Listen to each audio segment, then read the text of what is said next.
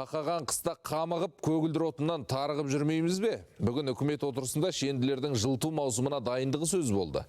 Олжас Бектеновтің алдында сөз алған Қазақгаз ұлттық компаниясының төрағасы Әлібек Жамауов обал не керек баяндамасында қамшы салдырмады. 42-ке дейін газбен жабдықтау нысандарын сақадай сайғыламыз деп сендірді. Қазір дайындық жұмыстарының 57%-ын аяқтапты. Сондай-ақ бюджеттің есебінен салынған газ желілерін тікелей компанияның балансына алатындарын жеткізді. Жалпы қазір Қазақстанда көгілдір отынмен қамту деңгейі 64,2%-ға жеткен. Жаңа кен орындарын кезең-кезеңмен игерудің тиімді тетігін қалыптастыруға ден қойылыпты.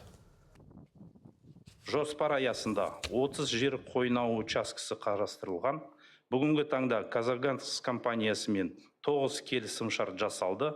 Оның ішінде 6 жоба барлау сатысында, ал 3 жоба өндіру сатысында.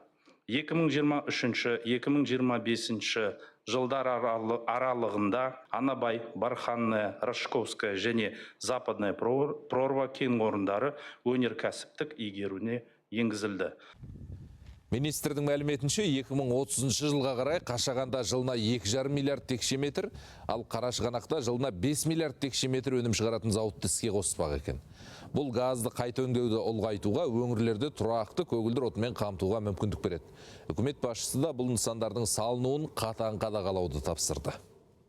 Осы ретте Қашаған, Қарашығанақ кен орындарында және Жаңаөзен қаласында жаңа газ өңдеу қуаттарын салу жобаларының маңызы ерекше. Дәл осы нысандар ішкі нарыққа қажетті тауарлық газ өндірісін ұлғайтып, мұнай газ химиясын дамытудың драйвері болуға тиіс.